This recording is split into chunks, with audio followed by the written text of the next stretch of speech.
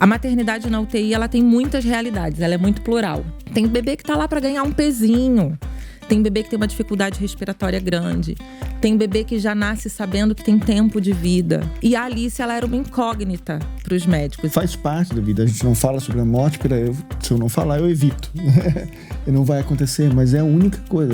É a única certeza que a gente tem. E aí eu conheci o inferno. Eu lembro de olhar para o Sérgio e falar assim, eu nunca mais vou ser feliz. O sentimento mais difícil de lidar é a felicidade. A gente não se acostuma com a possibilidade de ser feliz.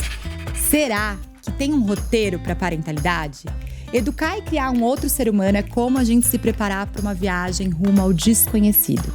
Talvez você tenha feito todo um planejamento, pesquisado mapas, consultado guias, para então chegar lá e ser surpreendido com um novo destino, com novos códigos, novos hábitos, diferentes do que você imaginou.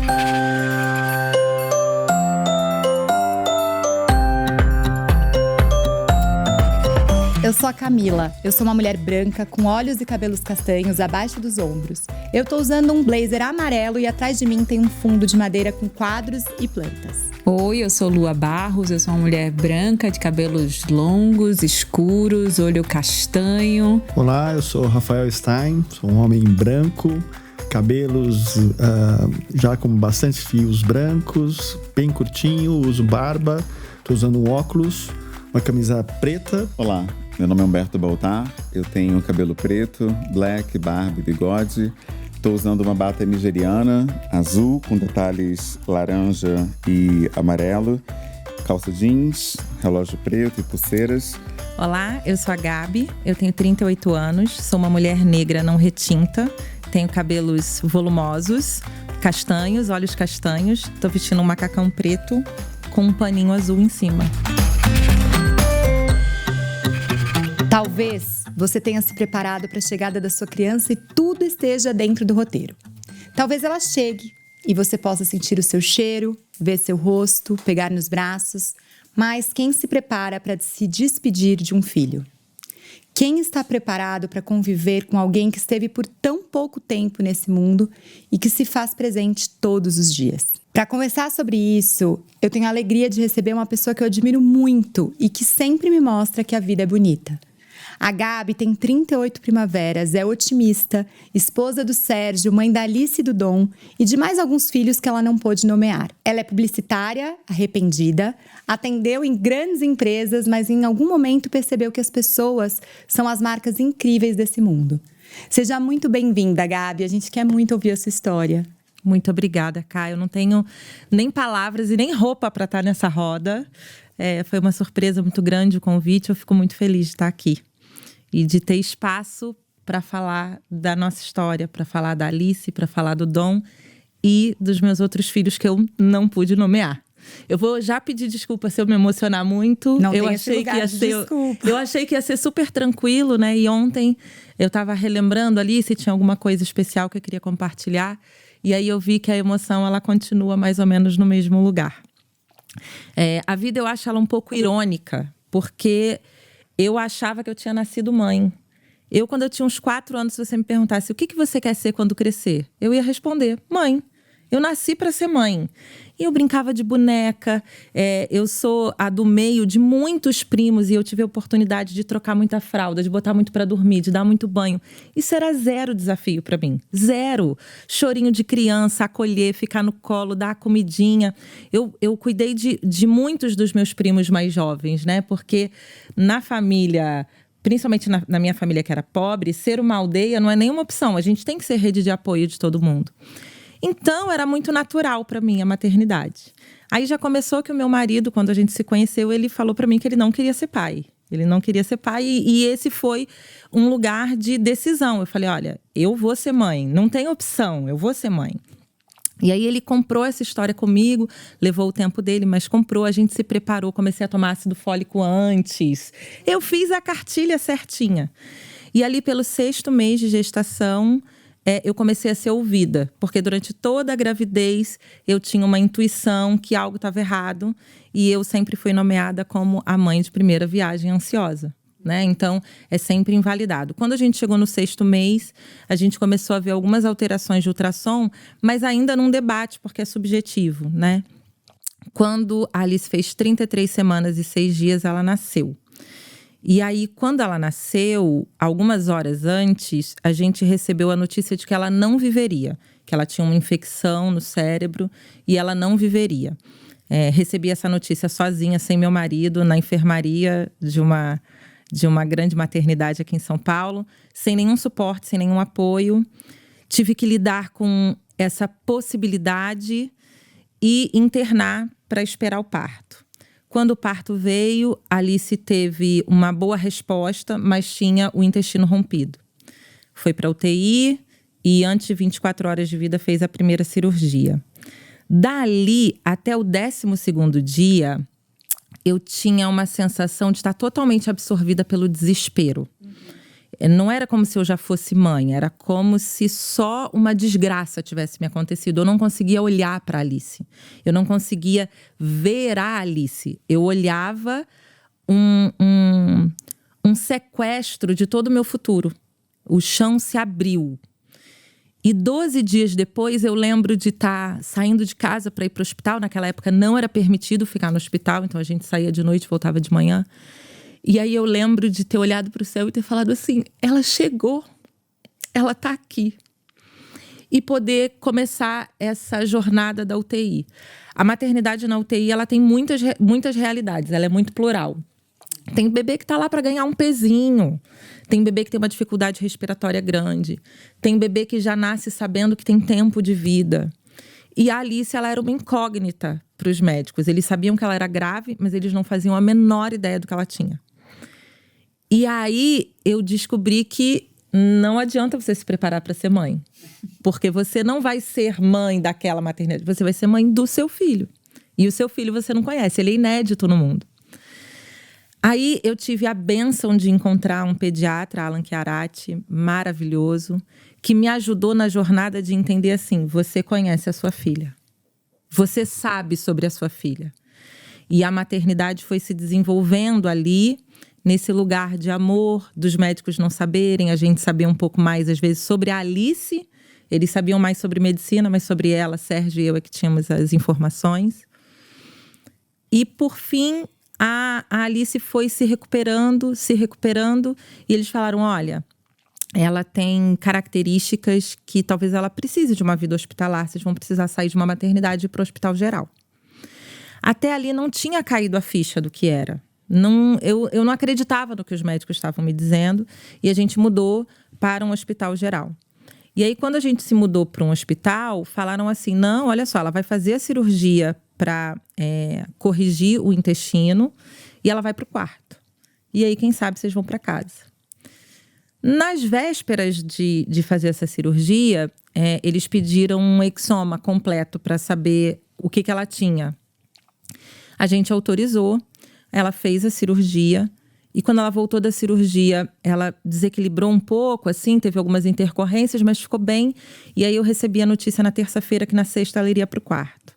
Naquele dia também eu recebi a notícia do ortopedista que ela não andaria, que o joelhinho dela não esticava, que ela não andaria. E aí eu fiz uma oração que talvez tenha sido a única que Deus ouviu. Eu falei, eu fico com a dor. Eu não aguentava mais ver minha filha sofrer. Eu comecei a acreditar no que os médicos estavam dizendo. Ela não vai desenvolver cognitivamente, ela vai ter uma vida hospitalar infinita, ela nunca vai sair do hospital. Ela não vai andar. E aí eu pedi a Deus, por favor. Jamais eu imaginaria o desfecho que seria, a resposta que eu teria. Mas eu passei ali 10, 12 horas fazendo a oração que só uma mãe na beira de um leito sabe fazer. Eu falei, Deus, eu fico com a dor. Mas, por favor, cura a Alice. E a Alice faleceu.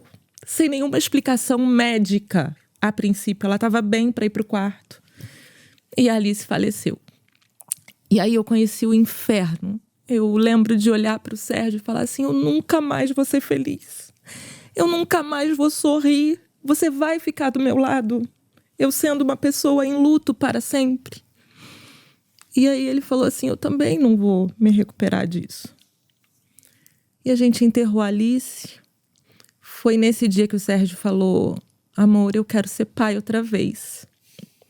Foi muito maravilhoso, eu quero ser pai outra vez. E aí ali eu já tinha visto a transformação que a Alice tinha causado, porque ele era um homem que não queria ser pai. Ele dizia: eu não tenho nada para ensinar para ninguém. E no dia do enterro dela ele pediu para ser pai outra vez. Passou um tempo, eu tinha certeza que a gente ia conseguir engravidar, mas eu também tinha uma certeza profunda que eu nunca mais ia passar por aquele sentimento. Eu nunca mais ia me despedir de um filho. Eu falava isso sempre, não. Agora eu nunca mais vou me despedir de um filho. Sérgio, a gente se reencontrou ali no luto. Eu não sei se pode falar de sexo nesse podcast, pode.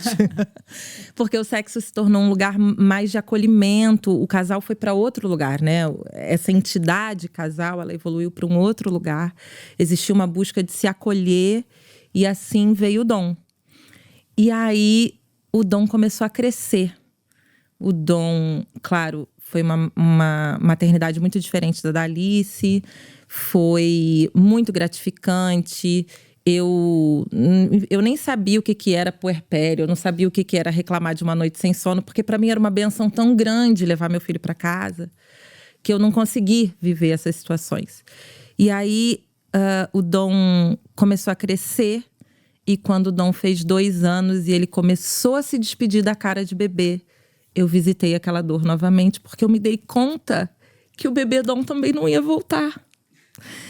E foi muito difícil. Isso foi... Eu começou a entrar a pandemia, e aí eu entrei em terapia e eu falava para minha psicóloga, eu falava: eu tenho muita dificuldade de olhar, porque esse não é o meu filho. O meu filho foi embora. Eu não quero viver isso de novo, eu não quero me despedir de novo. E foi um processo de entender quantas vezes eu ainda ia me despedir do Dom, de mim, do Sérgio, da Alice. Do Dom de novo. Do Dom de novo. Porque são muitas despedidas. E até isso se tornar um lugar bonito, de quantas vezes eu ia receber o Dom. Porque aí eu chego na conclusão, mais pra frente, que talvez filho a gente só receba, a gente não perde. Eles vão ficando, né? E o bebê Dom tá aqui. Essa primeira infânciazinha do Dom vai ficar aqui. Quando o Dom vier adolescente, vai chegar. Mas foi... quando as pessoas falam assim: ai, maternidade é difícil por isso, por aquilo. Eu falo: gente, ninguém me contou que eu ia ter que me despedir do meu filho várias vezes. Todos os dias, né? Todos os dias. E é isso, acho que tem a ver até com a conversa, né, Lua, do episódio. Quem não ouviu o episódio de adolescência, que eu tô chamando pra ouvir todos, gente. A gente tem que ouvir a maratona, tem que maratonar a temporada. Tudo. Do João crescendo e essa despedida, esses rituais. Eu tô extremamente tocada, Gabi, pela sua fala, porque tem uma potência tão grande quando a gente aceita isso, quando a gente encara, a gente senta com esse vazio que o crescer dos filhos nos apresenta, assim, sem fugir dele, sem querer tampar ele. Você sabe que eu acredito que muitas vezes as mulheres, elas emendam uma gravidez na outra para não lidar com esse vazio. Eu tentei. É que não deu certo, mas eu tentei. Seu plano Ela tá querendo sempre um bebê, sempre um bebê em casa, né? E Sérgio, a gente conversava sobre isso. A gente quer uma outra vida ou a gente quer o bebê Dom de novo? Pois é. E depois de um tempo, a gente até chegou na conclusão de que, a princípio, a gente queria um bebê Dom de novo, mas que quando essa outra vida chegasse, a gente ia conseguir reconhecer essa outra vida, porque não aconteceu. Mas esse era o meu plano. Era emendar, falei, vamos começar a fazer bebê aqui. Porque ficar com esse vazio é ficar com a impermanência, né? E a impermanência a gente não... A gente do lado de cá do mundo, a gente não aprende a lidar com isso, não. A gente precisa muito olhar para a África, para os ensinamentos ancestrais, para conseguir integrar isso na gente, que é tão bonito, né? A potência da vida também está na impermanência, né? Pois é, e a gente é socializado para não aceitar essas rupturas. Exatamente. Né? A ruptura interna, a ruptura do que a gente está vendo. Enquanto você falava, eu estava pensando, né? Muitas pessoas usam a expressão luto para crianças com deficiência e neurodivergentes. Eu discordo, assim, mas respeitosamente, né? Cada um tem a sua visão. Mas imagina, você tem uma pessoa ali, cheia de potencialidades, diante de você, e você diz que está sofrendo um luto porque não veio aquela criança da maneira que você Enfim. Porque não vai performar conforme uma regra de alguém. Baseado num critério capacitista, né? Mas enfim, seja como for, mas ainda assim, quando esse processo ele é aceito, afinal de contas ele está ali, a pessoa de fato se torna capaz de acolher de verdade esse filho, né? Então acho que, por mais que seja problemática essa questão, quando você reconhece o que você está sentindo, abraça, aceita, acolhe, aí realmente se torna possível enxergar aquela pessoa que está ali diante de você, né? Então é muito bonito isso, né? Esse processo, por mais doloroso que seja, ele é extremamente necessário para que não haja essa negação que faz o que a gente estava comentando, né? Com que a gente chegue nesse abandono parental que é tão constante, né? Nesses casos de gravidez, né, de risco, com deficiência e vários cenários em que a pessoa não sabe lidar com aquele luto, né, aquela perda ou aquela ruptura de expectativa e muitas vezes só vê como solução sair, né, daquele espaço. Então é muito doloroso. Ô Gabi, mas eu fico pensando assim também, como mãe de 2, né, 3, 4, enfim, como a gente não compara? Você trouxe num episódio, falou um pouco sobre essa questão de ser uma mãe diferente para cada um. Mas no caso de uma filha presente, ausente, um filho presente, existe essa comparação da sua maternidade e do Dom com a Alice? Existe. E aí foi um outro tombo que eu tomei, porque a vida não facilitou, né? Então, eu tinha uma preocupação muito grande com o Dom, assim, e aqui eu vou ser muito, muito vulnerável, assim. Eu tô muito confortável de ser um lugar de segurança, espero que todo mundo entenda, assim, que o ser humano é muito complexo, né? Eu tinha muito medo com o Dom. Não chegava a ser uma mãe neurótica, no sentido mais preocupada com qualquer coisa, mas eu sempre tive preocupação, então eu não deixava, vai pra praia, não, mas eu vou junto, porque eu não sei se a pessoa vai se distrair, não vai olhar, cuidado pra não cair, pra não ficar doente, medo de alguém, sei lá, me roubar o Dom. Eu tinha medos, muitos medos com o Dom, medo do que algo ruim acontecesse com ele. As pessoas me perguntavam assim, quando ele for pra escola, você vai botar no transporte? Eu falava, Deus me livre, eu nunca vou botar meu filho no transporte, porque, né, eu sou a protetora do meu filho. E aí eu lembro que num dos meus estudos, principalmente psicanalíticos, eu estava vendo a relação do desejo com o medo. E eu me permiti essa pergunta chegar. Eu tenho algum desejo de que algo de ruim aconteça com meu filho? E aí foi um tombo, 2 tombos, né? Eu capotei forte nessa, porque eu olhei para uma necessidade, não de que algo de ruim acontecesse com o Dom, mas que o mundo fosse mais justo com a Alice. A ideia de dar uma vida boa e perfeita para ele me levava para o lugar de que ela não tinha tido esse direito. E é muito difícil você olhar para os filhos e pensar que um tem algo tão bom e o outro não teve direito a nada. Nisso eu perdi a minha fé, porque eu não tinha como acreditar num Deus que não tinha protegido a minha filha. Um Deus que era tão diferente para o meu filho e para ela. E para piorar, a dor depois se encaminha para um lugar de quando eu entendi que o mundo não era justo e não seria igual para os dois, eu aceitei que o mundo não era justo para mim e as minhas dores em relação a outras pessoas. Por quê? A ideia do porquê. Por que isso aconteceu comigo? Por que não aconteceu com aquela pessoa? Por que eu vejo pessoas abandonando seus filhos e Deus não me deu o direito de uma maternidade plena? Se é que isso existe. Quando eu cheguei nesse lugar de ok, o mundo é injusto, as coisas são desequilibradas, eu precisei encarar a minha alegria, satisfação e felicidade do Dom ter, apesar da Alice não ter tido. Você sabe que a Brené Brown fala que o sentimento mais difícil de lidar é a felicidade. Porque... Ela tá certa. Do meu lugar aqui de mãe de Alice e Dom, ela tá muito certa. A gente não se acostuma com a possibilidade de ser feliz. Então, a felicidade ela precisa ser rápida e passageira para me confirmar que eu vou sofrer na sequência. Algo muito ruim vai vir. Então, encarar, abraçar, assumir, estar com a felicidade, com o prazer, com a alegria, é um aprendizado muito importante. Para que a gente não fique se despedindo o tempo todo dessa emoção que é tão reconfortante, né? Leva a gente a brilhar onde quer que a gente esteja. Assim, uma pessoa que é feliz, que carrega isso, esse entendimento da alegria, é uma pessoa que chega, né? Você chega. Você aprendeu. Não, eu aprendi, mas é com culpa. E aí vem o lugar... vem o lugar da maternidade, você fala assim, você tem culpa materna? Eu sempre falava assim, não tenho culpa de nada. E aí depois eu entendi assim... Não, culpa de ser feliz eu tenho. Culpa de hoje olhar pro Sérgio, pro Dom e eu em casa, a gente rindo. E várias vezes eu vou pra esse lugar de culpa de que, caramba, filha, eu tô bem. E eu vou te falar que te ouvir é um abraço pra mim. Dentro da minha história, dentro da minha relação com os meus filhos, com a minha perda, com conviver com luto. A gente se permitir ser feliz, assim. E falar, nossa, tem horas que eu tenho um rompante, uns agradecimentos. Eu falo, nossa, por que eu tô reclamando das coisas, né? Eu acho que até eu me acostumei a ser chata. Pra ter coisas chatas. Pra realmente não estar no lugar de falar, não, a vida é muito boa comigo. A vida é boa. E eu tô muito feliz. E tá tudo bem. Então eu te agradeço. É difícil, né? A gente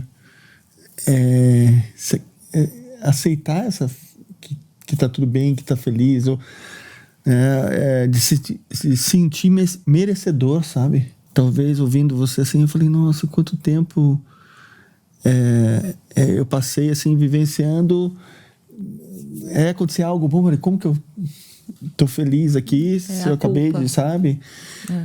Eu nunca talvez tivesse olhado assim o que eu vivenciei sobre esse aspecto, assim, né? Você falou algo no início dessas perdas. O que é a vida senão uma sucessão de perdas, né? O tempo todo.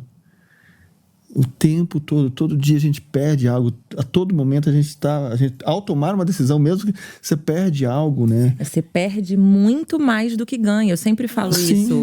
Você vai num restaurante, tem 30 pratos, você escolheu um, você perdeu 29. Então a escolha, ela não tá nesse lugar de perder.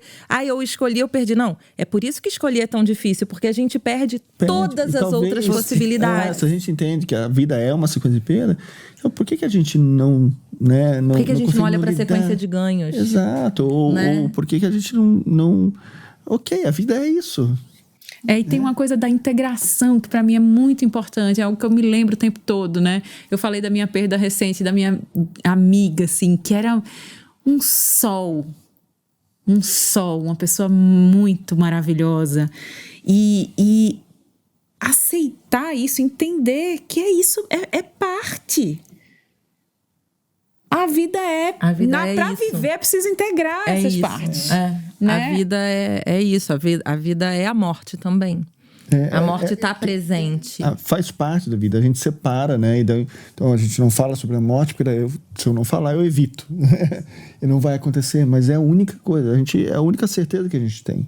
E a morte é lembrete de vida, de lembrar da gente viver. E quando a gente fala sobre a morte ou fala sobre o luto, na verdade, falar sobre a dor, é de como a gente quer viver. No fundo, quando a gente se depara com a finitude, com a morte, ele me traz presente de como eu quero viver hoje. Exatamente. Perfeito. E aí você precisa se responsabilizar. Exatamente.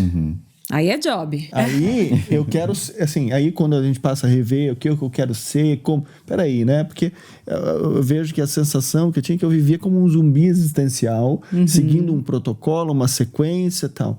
E aí quando eu me deparo com essas, né, com a finitude, eu falo, eu não tenho mais tempo para ser o que os outros querem e esperam de mim.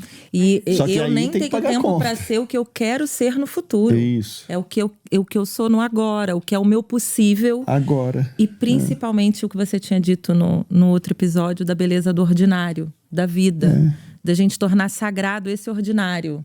Sentar para tomar café com a família e ter noção de que aquilo ali é a vida. Não é uma coisa que vai acontecer, não é um outro lugar. A vida é aquilo ali. Você tá dando banho na criança, aquilo é a vida. Aquilo é a vida. E aí perceber, talvez, que a felicidade é isso. É isso. E aí talvez a gente tenha um estado, não essa felicidade, essa ditadura da felicidade, né? Que os tempos não, mas é o simples. É o simples. Eu tenho plena consciência de que eu não seria a mãe que sou pro Dom, a esposa que sou hoje, e até a mãe para Alice nesse pós-morte, se eu não tivesse passado por aquilo. É difícil entender que as coisas não... A morte, a perda, a doença, um diagnóstico, qualquer coisa que nos chegue, que aos olhos dos outros é assim, nossa, que desgraça que aconteceu com aquela pessoa. Você fala assim, amor, do lado de cá é um pouco mais complexo que isso, né? Não traz só coisas ruins. E aí perceber que você só é a mãe do Dom hoje por causa da Alice... Sim. É muito bonito isso. É um para quê? É um para quê, né? Porque talvez eu só sou hoje o que eu sou porque a Alice esteve aqui e está aqui, sabe? Está aqui, exatamente. A gente isso é muito bonito. Eu teria perdido a infância do meu filho com trabalho se não fosse a Alice. Eu tenho certeza disso. Eu era extremamente apaixonada por trabalho. E aí, dentro, né, seja qual for a criança, dela estar aqui, ter vindo a esse mundo para provocar essa mudança. É isso. Eu acho isso a maior beleza, assim, né? O Apolo veio aqui para que eu pudesse, né? Como você falou, a mim veio aqui para que eu falasse, eu quero chegar vivo na hora da morte. Eu quero, sabe? Eu quero ser melhor pai. Cara, não dá para esse caminho que eu... E aí, a existência dessas pessoas, elas não se resumem à perda ou a dor, a algo que é o... Não, pelo contrário. E aí a fé que eu tinha história, perdido, né? eu reencontrei através também da mesma história. Na mesma história que eu perdi a fé, eu também reencontrei a minha espiritualidade no mesmo caminho, no mesmo lugar. E acho que tem um lugar de honrar as pessoas antes, né? Então eu sinto isso também pela minha mãe, na ausência dela. Eu acho que a gente falar e trazer ela aqui, presente, faz parte da minha história. É onde chegou a Filhos do Currículo, E é por onde eu você ser cresci. feliz, é honrar sua mãe. É honrar ela, não é uma insistência no amor, sabe? E você falou sobre sobreviver. Eu vi, tem esses estudos, quantas pessoas morrem em tragédias e quantas pessoas seguem mortas-vivas. Sim. E aí eu acho que esse é o convite que a gente está fazendo hoje, da gente lembrar de viver, de aproveitar sem culpa, sem o peso da morte que está aqui do nosso ladinho, mas lembrar que ela é um convite para a nossa vida hoje, agora, no presente, celebrar, né? Então eu queria muito agradecer esse papo, poderia ter milhões de horas. Ai, como eu faço? Gente, tem que maratonar todos os episódios, não vai ter outro jeito de vocês aproveitarem essa temporada e vai ficar faltando, obviamente. Obrigada, Gabi. Nada, imagina, eu que agradeço a oportunidade. Qual foi o impacto na sua vida profissional com a ausência da Alice? Então, eu poderia falar várias coisas, porque a Alice, ela mudou a forma como eu via a comunicação e a produção de marca de verdade. Mas eu acho que, como eu tô mais conectada com a nossa humanidade, eu vou falar de uma outra coisa que impactou muito, que foi entender que o outro tem uma história. Então, se um dia a gente tá trabalhando junto, você me responde atravessado, eu entendo que você tem a sua história, né? A Carla Madeira fala que a gente tem véspera, né? Eu entendo que cada um tem uma véspera. E isso melhorou muito a qualidade dos meus relacionamentos. Porque agora eu não chego diante de você, te escuto e te julgo porque eu acho que eu sei de você. Se você não tá bem, se um profissional não entregou, se alguém tá numa fase de vida difícil, eu consigo entender assim, para dentro desse profissional existe uma história que eu não conheço, mas o que eu posso fazer é dar espaço para que ele seja quem ele pode ser agora. Então, me tirou do lugar de crítica do outro e fez com que, no profissional, eu consiga entender que ali habita uma pessoa. E que a história dela pode estar pesando agora, pode estar potencializando ela agora. Então, enxergar o outro para além do que ele me mostra. Eu acho que essa foi a maior habilidade que essa história me trouxe. Obrigada. Que bom te ouvir. Cuidar é um ato de amor conosco e com quem amamos. É uma ação individual com impacto coletivo. No quadro Tempo de Cuidar, a psicóloga e terapeuta familiar Thaís Mazzi, mãe do Pedro e da Melissa, nos ajudará a organizar as conversas e a nos percebermos. É um direito que deve ser assegurado pelo macrosistema, governo, políticas públicas e nos microsistemas, em nossas redes de afetos de humanidade. Por isso, não se esqueça que é sempre importante pedir ajuda de um profissional. Thaís, como cuidar para validar o luto e as despedidas de uma pessoa? Oi, meu nome é Thaís, eu sou uma mulher branca, tenho cabelos claros, eu tô usando um batom rosado um brinco vermelho e uma blusa preta. E atrás de mim tem uma parede branca. Ai, a Gabi me emocionou muito, muito, com as palavras que ela escolhe para contar a história dela. As palavras e as metáforas me tocaram assim profundamente, porque eu acho que as palavras, a escolha das palavras, elas importam, porque tem uma frase que diz: a gente não sabe o que a gente pensa até a gente dizer.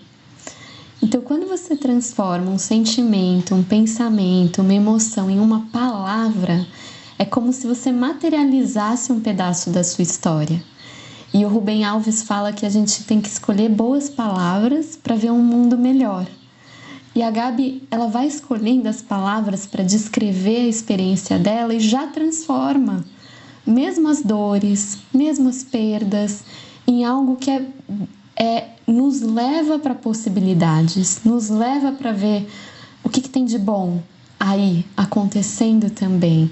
Eu fiquei muito tocada pelo jeito poético que ela traz. E aí, né, talvez esse seja um jeito de se despedir, né? Talvez não seja tão à toa, não sei, que a Gabi pode emprestar essas palavras pra gente, porque a conversa foi mostrando, né, trazendo que a despedida da Gabi é também o quem está preparado para ganhar um filho, né? Esse lugar que a Gabi traz da ambiguidade, da gente perder e ganhar o tempo todo, né? Da gente precisar abrir mão do que veio antes para receber o que vem depois, né? E desde que a gente nasce, assim, a gente aprende a, sei lá, andar, a gente perde um pouco de colo, né?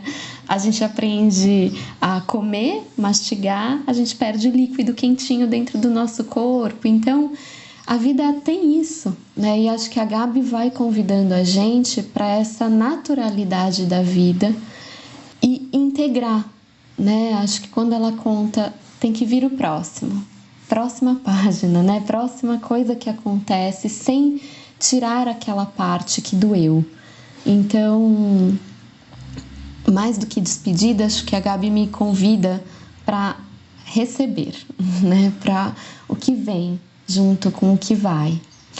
E eu acho essa ambiguidade e lidar com isso algo que é pedido da gente o tempo todo, especialmente em situações de luto, como a que a Gabi contou.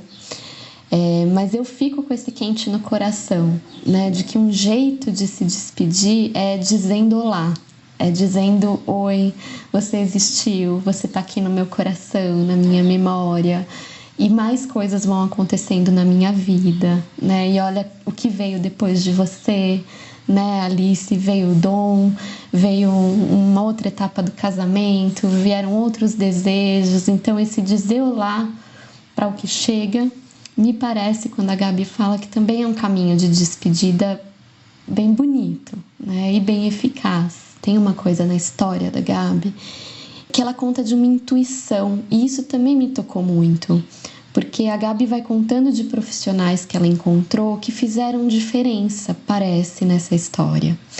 Então eu fico pensando, né, quando ela conta que a primeira vez ela recebeu uma notícia difícil sozinha numa sala, e depois ela encontra um pediatra muito importante para ela, né, que dá quase uma bênção, assim, né, de você conhece, você sabe o que fazer.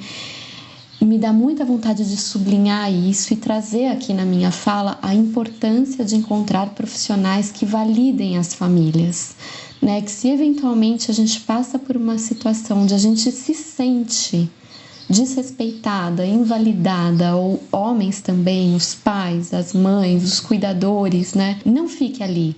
Né? Procure profissionais que te apoiem, que não te hiperresponsabilizem, que entendam o que está acontecendo e que tenham um olhar médico que respeite a família como o principal recurso, nesse caso, que eles tinham para lidar com essa situação. A saída não vai vir de fora, vai vir de dentro da família. com informações de qualidade, com apoio, mas está lá dentro o recurso para lidar com uma despedida, por exemplo. E qualquer voz que invalida a intuição da família é uma voz que pode ser ponderada e repensada. A despedida é um assunto que, como você ouviu, acontece diariamente na vida de pais e mães. Todos os dias a gente dá tchau para os nossos filhos para sair para o trabalho, por exemplo. A única certeza que temos é que uma despedida não acaba a existência da pessoa na nossa vida, nas nossas memórias. Mas ninguém está preparado para dar o último adeus. É um assunto que ninguém quer tocar. E por isso é tão sensível e importante se fazer presente na vida de um colaborador que vive uma experiência tão intensa e extrema.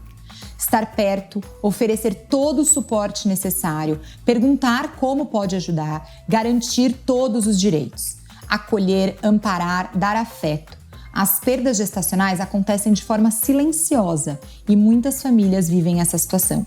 É importante você oferecer rodas de conversa sobre o tema e construir esse ambiente de segurança psicológica para que as pessoas possam compartilhar os seus desafios sem medo de retaliação ou de preconceitos. O papel da liderança é crucial e para isso precisa estar preparada com ferramentas de escuta e comunicação empática. A empresa pode ser uma rede de apoio importantíssima para essa família, causando um impacto relevante e positivo em um dos momentos mais difíceis do seu colaborador. A Filhos no Currículo pode te ajudar a pensar e cuidar da parentalidade sobre esse e todos os outros assuntos. Conta com a gente! Você conhece os seus direitos e os direitos de toda criança e adolescente? No quadro Direitos Parentais com a doutora Bianca Bonfim Carelli, mãe e madrasta, advogada e consultora trabalhista, especialista em questões parentais e de gênero, você irá descobrir aquilo que é assegurado por lei e que talvez nem saiba. Olá, eu sou Bianca, sou uma mulher branca, magra, meu cabelo é preto, está abaixo dos meus ombros, estou com um colar branco e preto, com traços dourados, uma blusa preta sem mangas, brincos brancos de tamanho médio. Atrás de mim tem um armário de cor gelo com várias prateleiras e objetos de decoração. Camila, quanto ao tema famílias de UTI e perda gestacional, a gente tem também várias informações importantes e pouco conhecidas das pessoas. Primeiro ponto, é importante que as mães que passem por uma perda gestacional logo no início da gravidez conheçam o seu direito ao afastamento por 15 dias, sem prejuízo do salário. A maior parte das mães que passa por essa situação, que é uma situação de bastante vulnerabilidade, uma situação que mexe muito com a gente emocionalmente, desconhece esse direito. Então, muitas mães acabam voltando a trabalhar no dia seguinte, tentando passar por cima da dor que elas estão processando, do luto que elas estão processando ali naquele momento.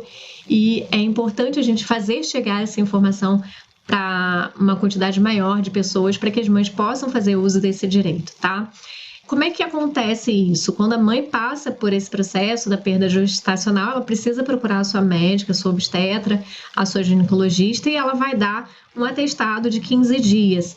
Esse atestado vai ter um código lá, um CID, né, que é o código da doença, do que aconteceu com ela. E ela pode pedir para o RH, o DP, preservarem essa informação, né? Ela tem o direito de ter resguardada a sua intimidade, né? Então, se ela pedir para que o RH, o DP, preservem essa informação, ela vai se afastar por 15 dias e os colegas de trabalho, inclusive seus chefes, podem não vir a ser informados do que aconteceu.